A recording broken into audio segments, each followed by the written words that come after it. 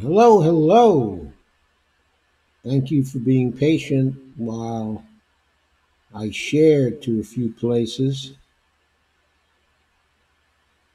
Hi, Dolores. Hi, Lana. Hi, Kay.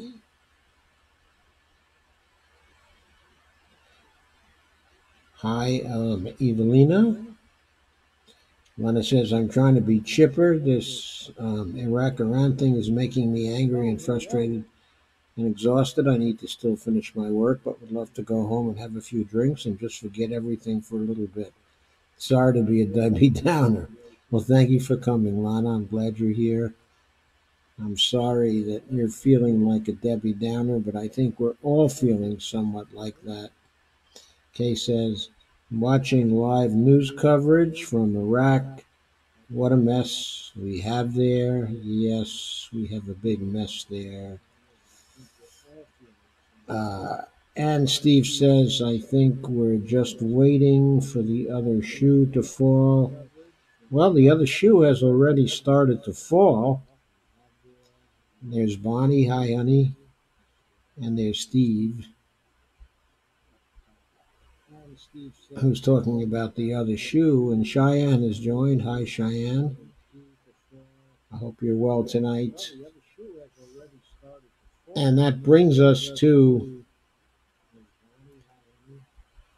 the breaking news about Iraq.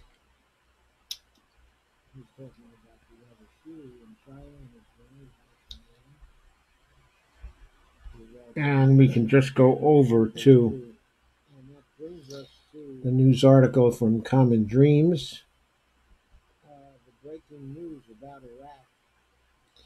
And the quote, this is a nightmare, unquote. Iran launches launches rocket attack on U.S. airbase in Iraq. Yes, indeed. The first of the retaliations after the murder of General Qassam Soleimani.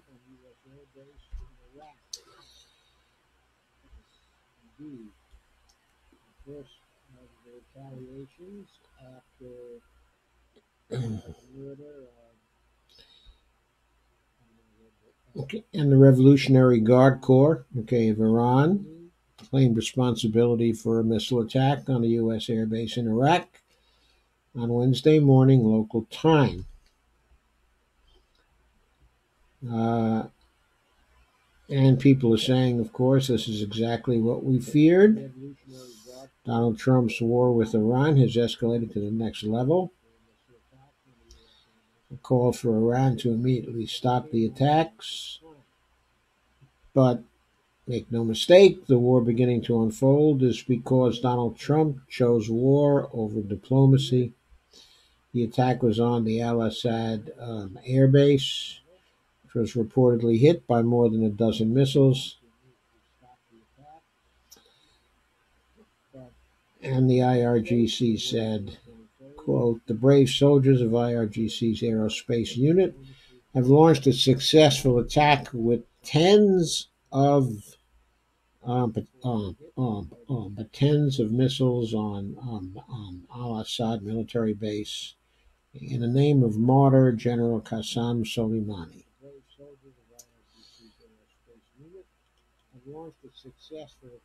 So what Iran seems like it is now beginning to do, okay, is to launch attacks against American bases in the area. And as we know, American bases are surrounding Iran, so it has plenty of targets. The IRGC said, we call on Americans to recall all their soldiers back home to prevent any more damage.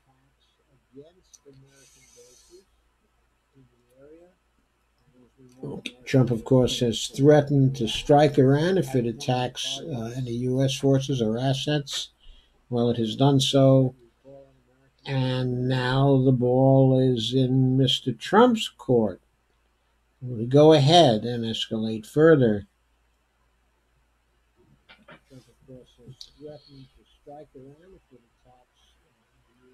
So Trump was wrong. He promised the assassination of Soleimani was going to deter Iran. Well, of course, it hasn't done so. It has led to them striking back. And the National Iranian American Council said in a statement that, quote, Donald Trump owns this 100%. Of course, I think we're all clear that this phase of things began when Donald Trump basically ripped up the arms control agreement, okay, that Iran had successfully negotiated with the U.S. and many of the European powers, okay, as well.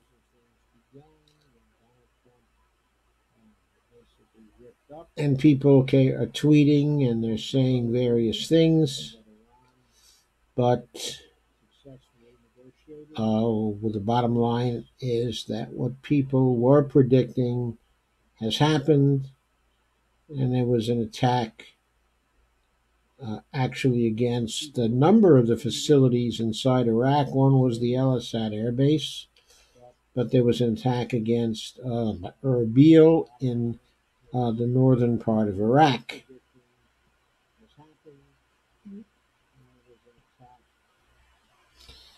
At the time of the writing of the article, it wasn't clear if there were any casualties actually from these attacks. We will have to wait and see. And we'll have to wait and see if there are any more of them in the coming days. But meanwhile, I think we can agree that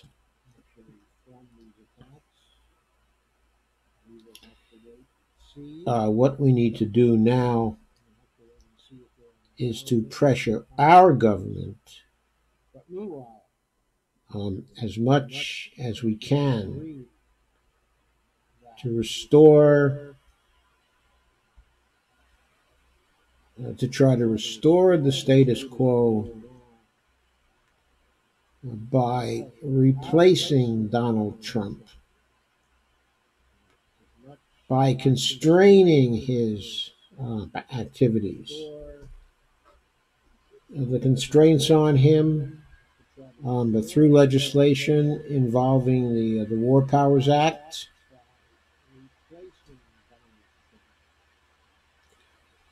and the bill that has been introduced by Ro Khanna, okay, and Bernie Sanders, those things need to be passed. And in addition,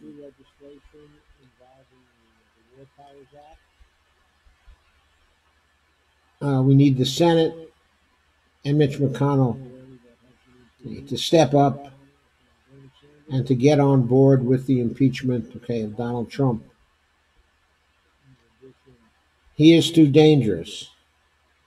He is gambling. He is gambling that what he's done will not produce World War III. That gamble is too great for the rest of us to take. It is not a gamble that the rest of us would like to make. We are not with Trump on this. It's perfectly clear to me anyway that Trump needs to be removed from office as soon as possible. That Bonnie Diane is here. Welcome, Bonnie.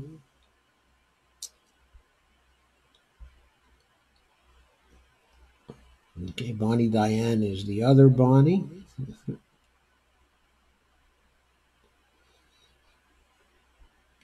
And Jason Bessie is joined. Hi, Jason. Lana says she has lost the sound. Is my sound okay? As far as I can tell, it's perfectly all right. Please let me know.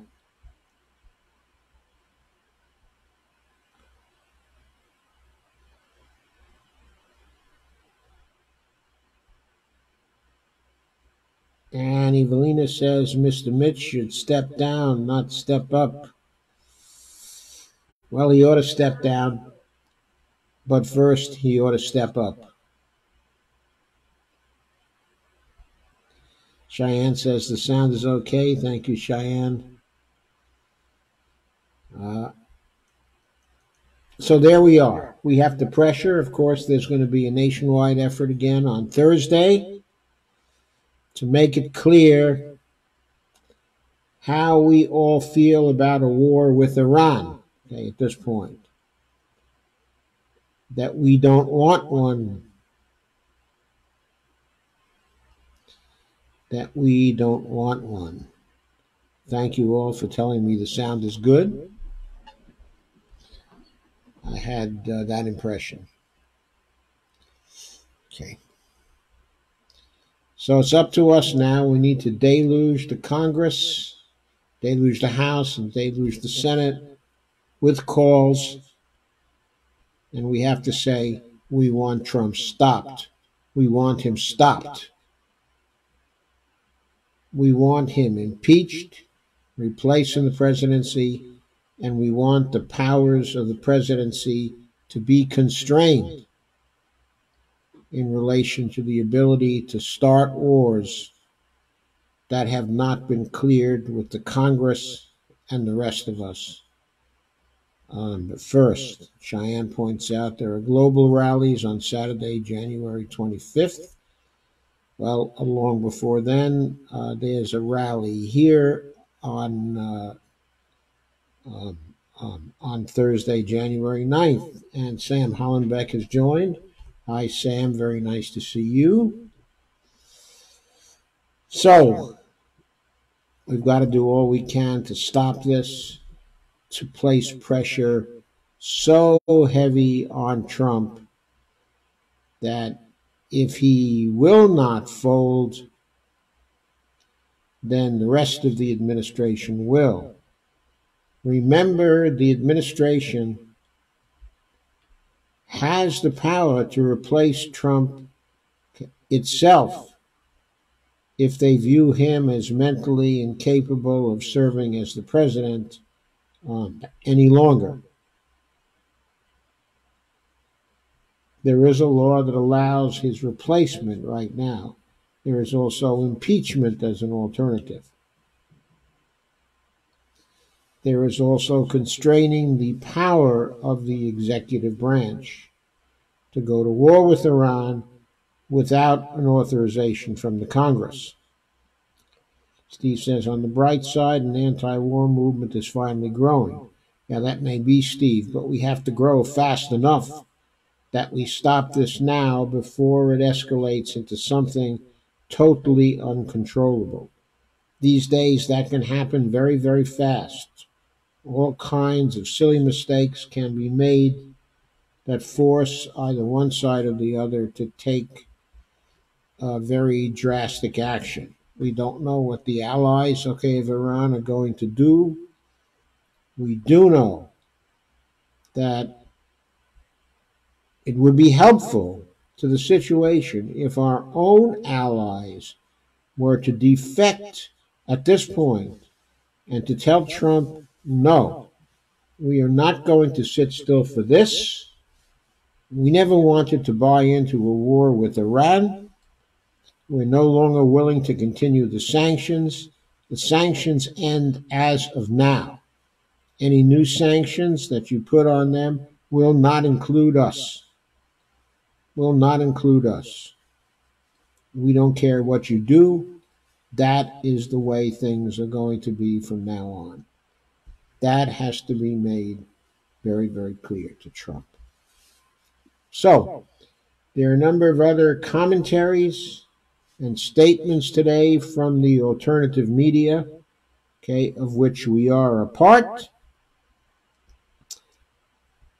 And of course, that media is very much opposed to Trump's actions and very much in favor of shackling him now. We're all convinced that his justifications for this move against Iran are manufactured out of whole cloth and are just more of the same lies that this administration has been telling us. We have no reason to trust any of them. They have openly admitted they lied to us. We know that the presidency has been lying to us since the interventions in the Middle East, at least since the response to 9/11. We've been subjected to continuous lies all through this period, and the lies only accelerated under Donald Trump. We don't have a reason in the world right now to believe anything they say. Their dishonesty for years and years and years means they have no credibility with us any longer. Whatever they say, we have to demand proof before we choose to believe it, and that proof has to be forthcoming. Steve says, it reminds me of the assassination of the Archduke in World War I, actually just before World War I. Not that I was there, laugh out loud. Please share this with groups wherever you can, Cheyenne says. I can only echo that. Please share this with groups. So that's all I have to say about it actually tonight. I said a bunch on this in last night's stream. And I will say more on it as this goes forward. But that's all on this for tonight. I want to move on now to the new Medicare for All study, because that is important as well, and we have to keep our fingers on that. So, let me go back to sharing that page with you. There was another article in Common Dreams.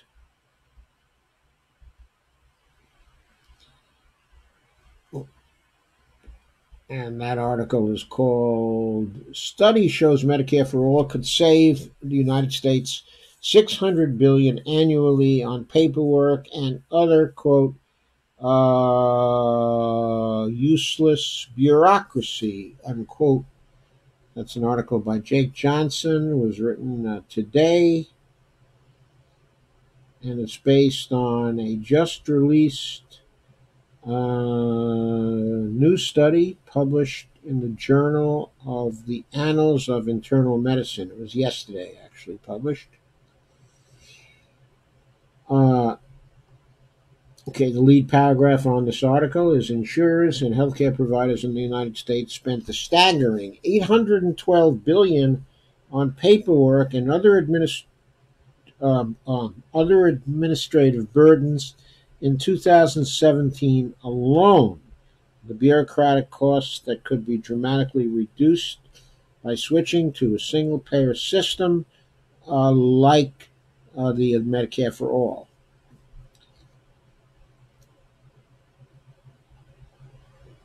Again, the study was in Annals of Internal Medicine.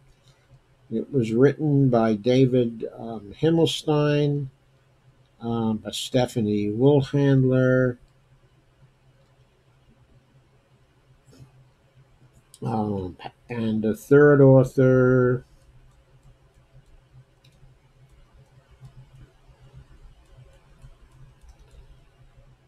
whose name escapes me, okay, at this point.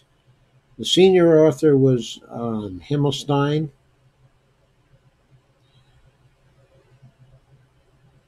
Um, for a very long time now, over the years, since the 1990s, Himmelstein, okay, and Woolhandler have been with others publishing study after study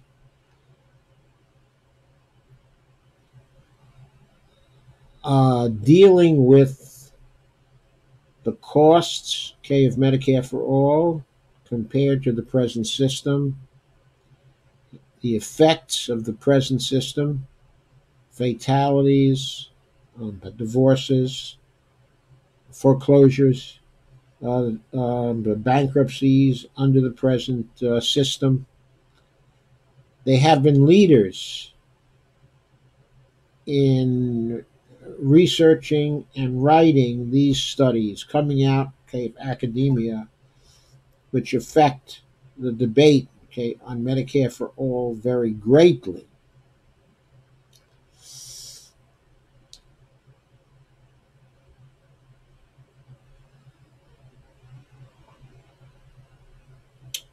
One major finding of this study was that administrative costs amounted to 34.2% of the total of U.S. national health expenditures in 2017, twice the amount that Canada spent on health care administration that same year.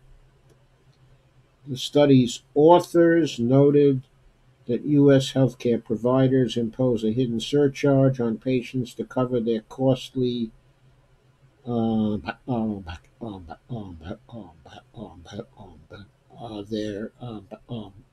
costly administrative burden.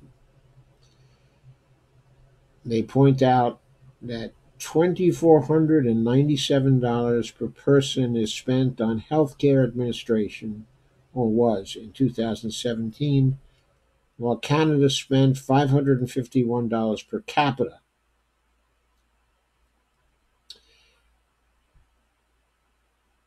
Okay, now I should say, okay, at this point, I'm not really clear on the figures here. I have to see the details. I looked for details, but the study itself, okay, was behind a paywall at the journal, the Annals of Internal Medicine, and I wasn't able to get in there in time, okay, to be able to evaluate, okay, the study. I want to point out, though, that if we're talking 34.2% of total U.S. national health expenditures in 2017, that comes to $2.38 trillion in total expenditures. Okay, now we know that in 2017, the total national health expenditures of the United States was in the neighborhood of $3.4 trillion. In 2018, it was $3.6 trillion. I think it was $3.675 trillion. And in 2019, it was $3.8 trillion. We don't have the exact figure yet for 2019 because it just ended, but the projection was for $3.8 trillion. So the 2.3 $7 trillion that I have here doesn't square with the actual totals. Now, it's possible that what the study is talking about is what was spent by the U.S. government, but that doesn't square with the context here. So I don't know how to square this particular circle. Okay, at this point, I know that Woolhandler and Himmelstein are generally pretty accurate in their calculations, and probably because I don't know exactly what they defined, okay, as an administrative cost, exactly what that included, okay, or entailed. I will find out and I will get back to you on it. I'm sure that once we know exactly what it did include, their conclusion that we spend $24.97 per capita while Canada spends just $551 per capita, that finding is a correct one. They've also calculated that if we could bring our spending on healthcare administration down to Canadian levels, it could save us $600 billion per year. I'm sure that's accurate too, but we have to keep in mind that does not cover the profits currently made by the insurance companies and currently made by providers. That also doesn't cover the profits and the administrative costs of the pharmaceutical companies, okay, and the equipment manufacturers, and the profits, okay, the administrative costs of those who are building our facilities for healthcare in the United States. So there are a lot of expenditures not included in the $600 billion per year. The authors do say that the $600 billion per year estimate is most probably, okay, an underestimate. But what they're concerned to point out is that the $600 billion a year is enough to not only cover all the uninsured, but also to eliminate all the co-payments and all the deductibles, and to amp up home care for the elderly and the disabled. And frankly, he added, to have money left over. Now, here's a graphic.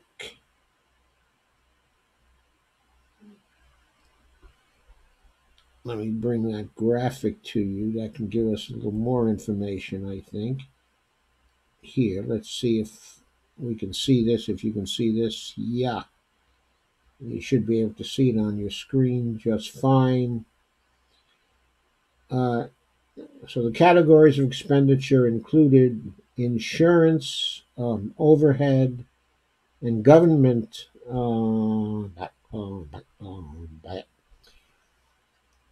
the administration of health programs by the government, hospital administration, nursing home administration, home care administration, and physicians' costs for interacting with the payers, the insurance companies, the government, okay, and so on. That's what the total of $812 billion, okay, is about. Now, that total doesn't involve any calculations that bring it up to the 2019 level. So If we want to get to 2019,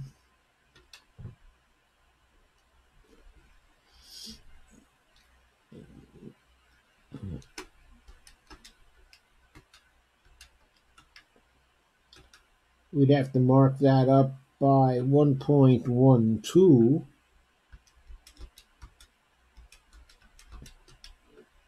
and that means in 2019, that figure for administration was more like $909 billion.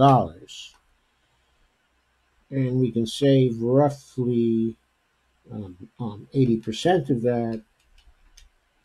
So that would bring the savings up to something like 700 billion, 710 billion, in that neighborhood. Okay, in 2019. Now, that obviously does not include the marketing costs of the insurance companies, of the marketing costs of hospitals, nursing homes, home care administration. Doesn't include any drug costs.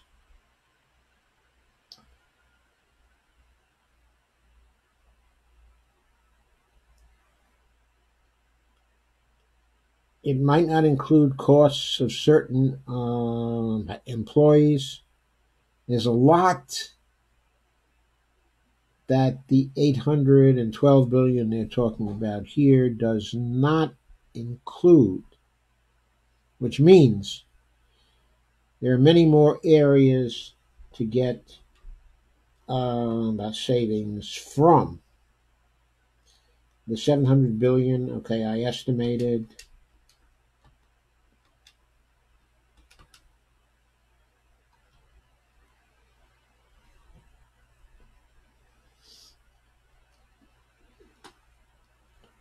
would still, however, be the lion's share of the roughly 1.3 to 1.4 trillion that we could probably eventually realize from a Medicare for All bill. So this study of administrative costs is consistent with the idea, which I've been working with and live streaming about for some time, that we can likely bring our costs down to the same level, okay, as Canada's, roughly the same level, okay, as Canada's costs, not simply in the administrative cost area, but in the other areas of cost, okay, as well. And I pointed out that if we were to do that, we could save anywhere from 1.3 to 1.5 trillion dollars per year off our total health expenditures bill in the United States. So rather than spending more on health care when we shift to Medicare for All, we will spend much less on health care than we do now. And that is the big takeaway here. That is something that you should keep in your mind.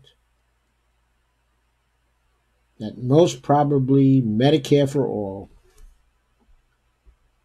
will save us money each year, will free up money to spend on other things. And I don't mean simply government money. I'm not talking government money here. I'm not only concerned, okay, with government money. The truth is that since the government doesn't pay for health care with any deficit spending, the money the government spends comes out of our pockets. The premiums, copays, and deductibles we pay now all come out of our pockets. It all comes out of private sector pockets.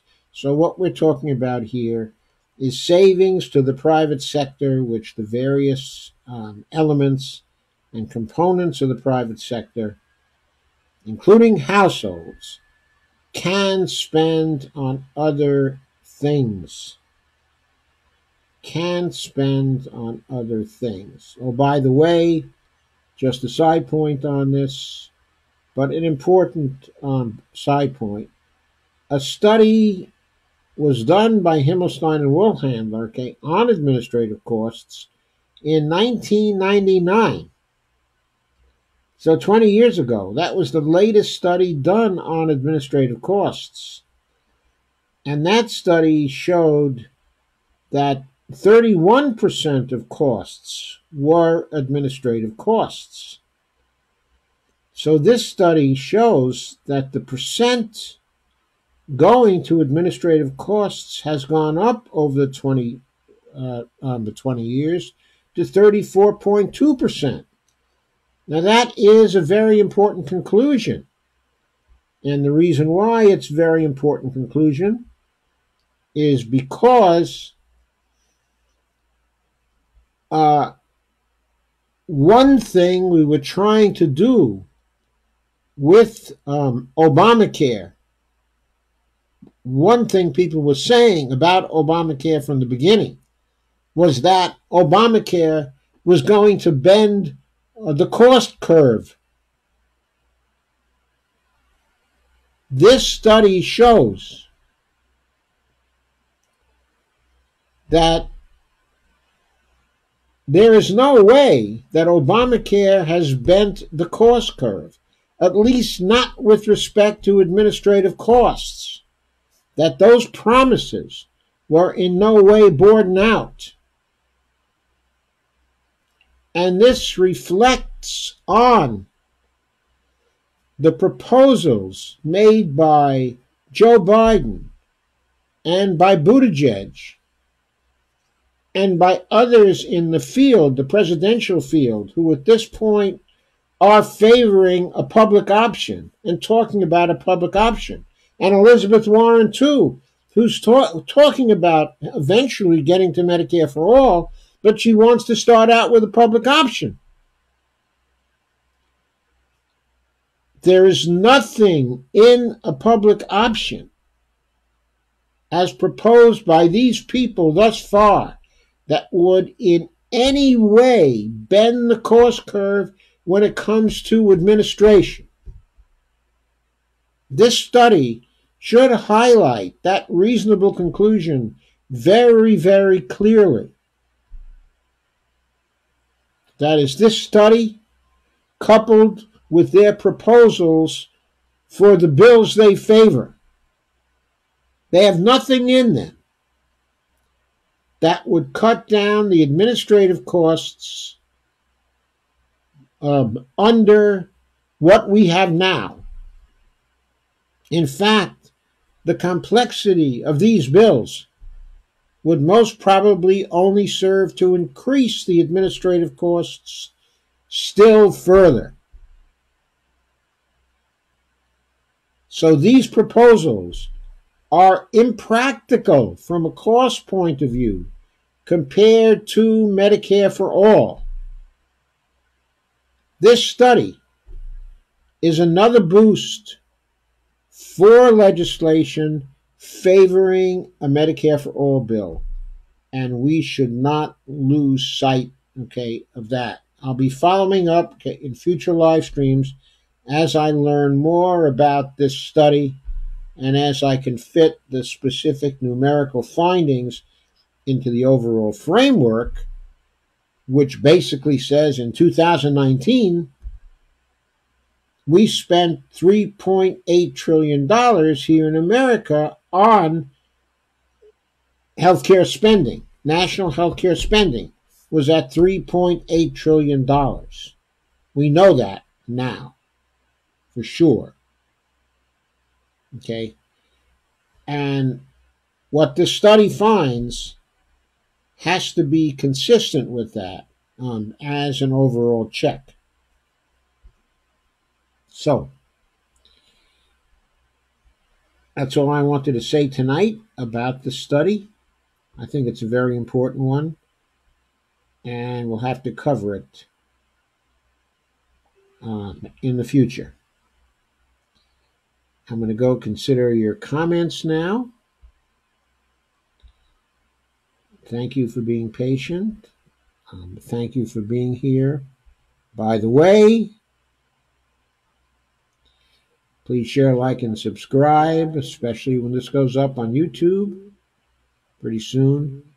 And please become a patron at www.patreon.com /Joe_Firestone.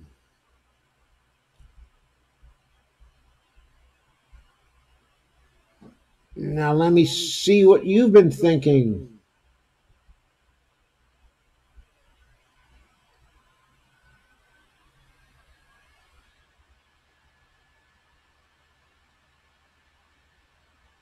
Solana says, Dr. Joe, would you be willing to interview John Marty from Minnesota on this topic?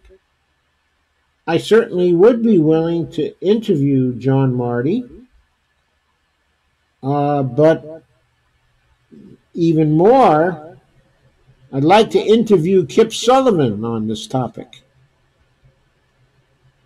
If you can get a hold of Kip for me. But also John Marty, okay, is very good. I'd be happy to interview him.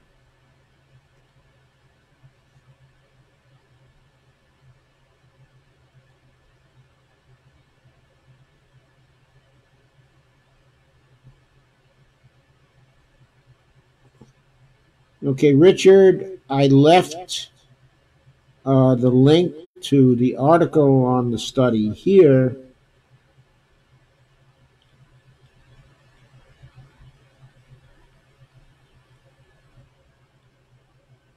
So CBO has been saying that 80% of new costs, okay, are administrative, because what this study is saying is that roughly 75 to 80% of the administrative costs can be saved. They can be saved if we get to Canada's level, okay, of administrative efficiency, which, by the way, we know we can do because in the Medicare program right now, we are exceeding that. In other words, we have lower overhead in our Medicare program currently than Canada has in its Medicare for All program. The White House says Trump will not address the nation tonight, but will do so on Wednesday morning. Yeah, he's probably too busy watching his cartoons right now. Kay says, sorry, I am in and out trying to watch this and the Iraq-Iran coverage. Well, don't be shy about giving us an update on the Iraq-Iran coverage. I'm sure the cable news services are having a field day giving us all the bloody details they can find, but lacing it with pro-U.S. Propaganda about how the big bad Iranians, the warlike Iranians, are attacking us just because we killed that horrible terrorist Soleimani. And Rich said, yes, I saw that one. This was in the same email that I received from Common Dreams. Yes, that's what we were talking about here, Rich.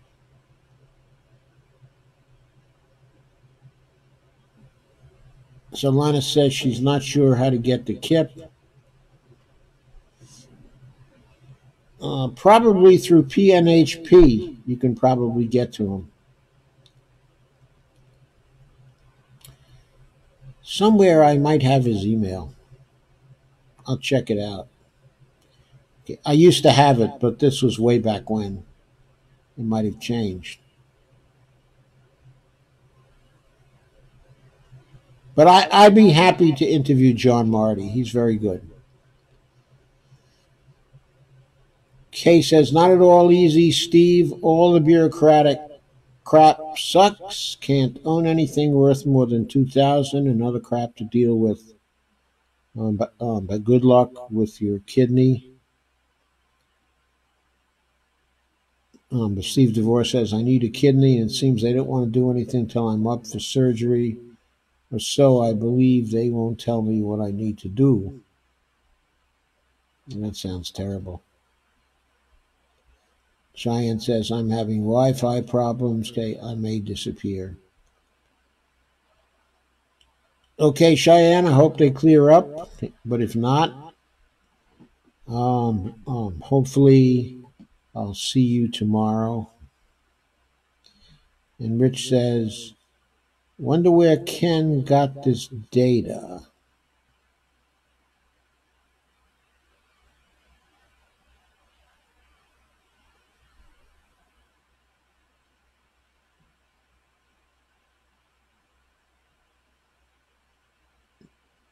Damn, unable to share picture here.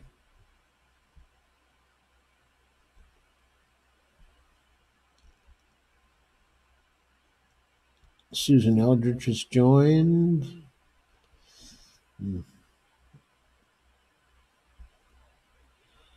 Shine says, if you know someone who's disabled and they qualify for Medicare, they can get home care now. And also eye, okay, and dental care.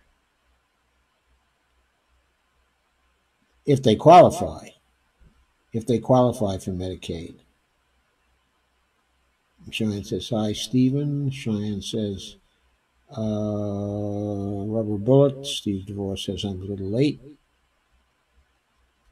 No problem, Steve. Rich says, this link on why Americans aren't protesting health care tax we all pay came out in the same email with the Common Dream study that you shared.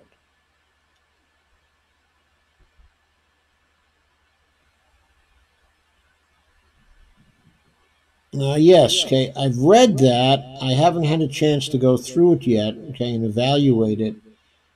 Angus Deaton, of course, is a very, very good economist. His co-author on this, I'm sure, is a very good economist also. I scanned that article, but I wasn't sure about whether it was an $8,000 tax, okay, or even more than that, because he has it specified as $8,000 per household. There were roughly 129 million households in the United States right now in 2019. So he's saying that having the private system we have now is costing $8,000 per year, $8,000 per household, $8,000 per household times.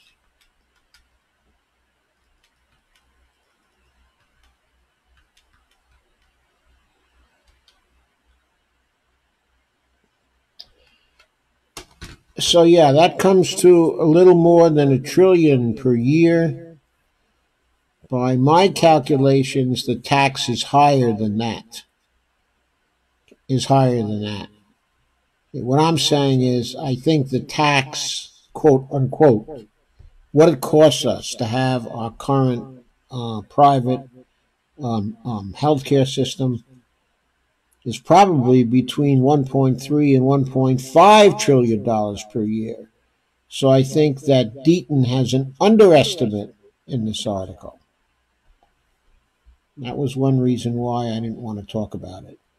I did that calculation earlier today as well, off the top of my head, and noticed that it was too low.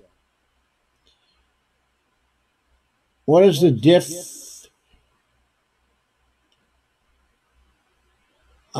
comparing ballistic missiles to regular bombs? Well, regular bombs come from an airplane and are dropped from the airplane, whereas ballistic missiles are shot from the ground and follow a particular trajectory and hit a targeted spot on the ground.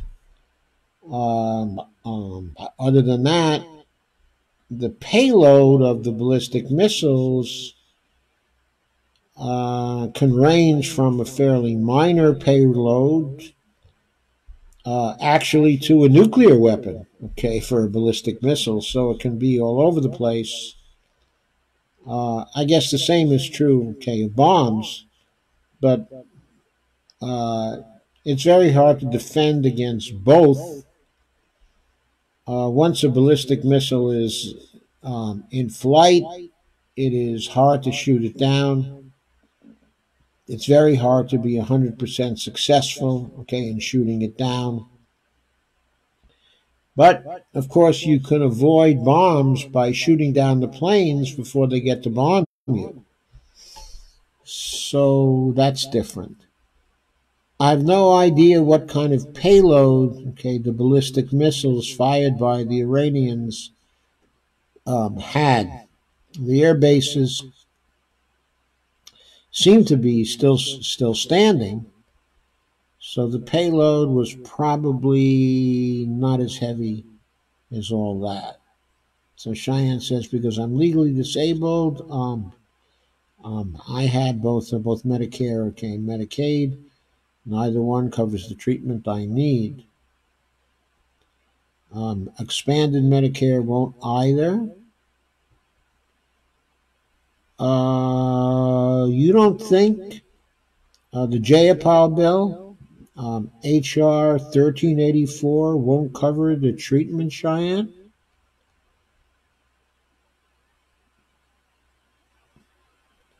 I assume you've read the bill.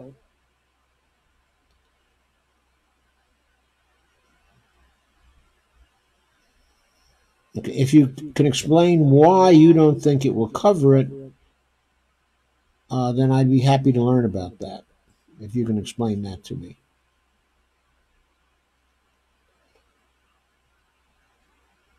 And Rachel Markov has joined.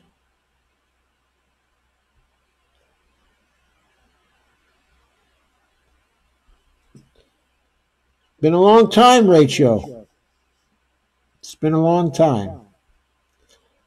Steve says the Gray Zone is the best. The Gray Zone is terrific.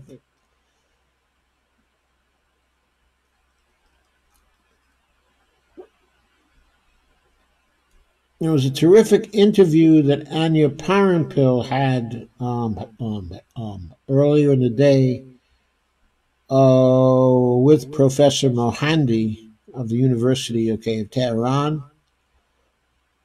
concerning the current situation and the likely response of Iran. That was a great interview. A great interview came by Anya Parampil, who is part of the Gray Zone now, and has her own program known as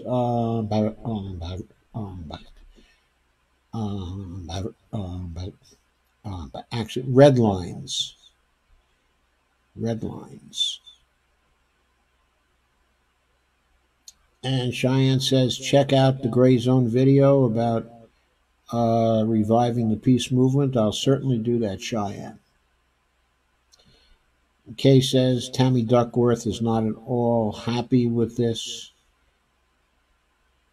I hope that Tammy can bring her view to all the other senators. She's not much of a progressive. In that sense, she may have more influence with some of the Republicans on the other side than some of the other Democrats have. Steve says, can't share the groups until January 11th. FB jail. FB jail's a pain in the you-know-where. And Lana says Germany's Angela M. traveling to Moscow to meet with Putin re the Middle East. Just came across my work news feed. Well, I hope she can persuade the Europeans to all join together in breaking the sanctions. That's what we need right now. I hate to say this, but we need for the United States to realize that it is in isolation because of these policies. It has to end, we have to end our imperial policies. They do not work. They are no way to go forward. The future cannot lie in imperialism and imperial policies. That has to end. It has to end right now.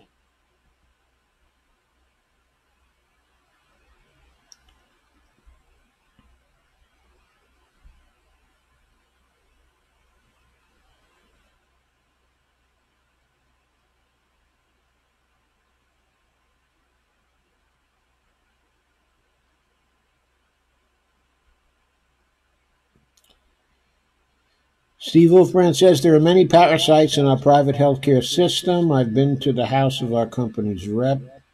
He lives like a king in the Hollywood Hills. Cheyenne says it's a sidebar. I love using Ecosio as my search engine. They plant trees all over the planet. They don't track us or sell personal information. Rich says night all, night rich. And Case says night rich. Actually, it's Rick. Night Rick, I won't be far behind you. And Rick says, Steve, I did talk to Ken about use of slides, proper crediting, and non-profit use accreditation is what Ken wants.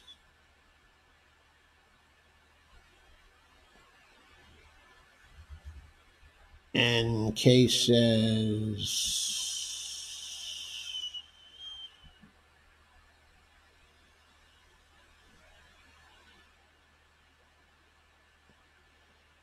well, I'm all for Medicare for all, need it badly the way Bernie is explaining it, but I'm out of here tonight.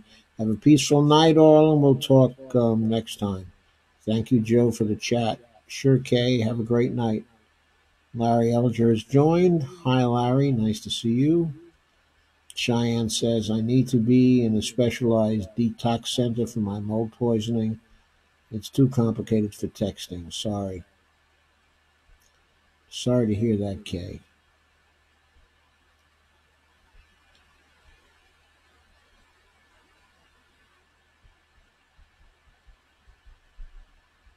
Larry says, thanks for all you do, Joe. Let's have a good decade. Cheers. First, we have to have a good year. This year has to be a great year, Larry. Cheyenne says, yes, we have lost lots of allies. But Evelina says, good night. Yes, Evelina, good night.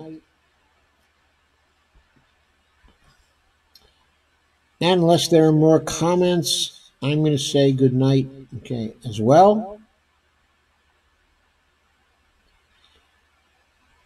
I may or may not see you tomorrow night. Tomorrow is my birthday. It really depends on when we return, okay, from dinner, because we're going to do a little bit of celebrating tomorrow.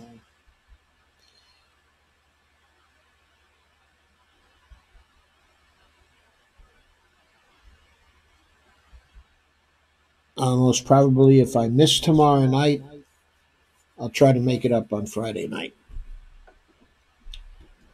But I'll definitely see you on Thursday. So thank you very much for coming. And I'll see you Thursday. I don't see any more comments. So good night, all.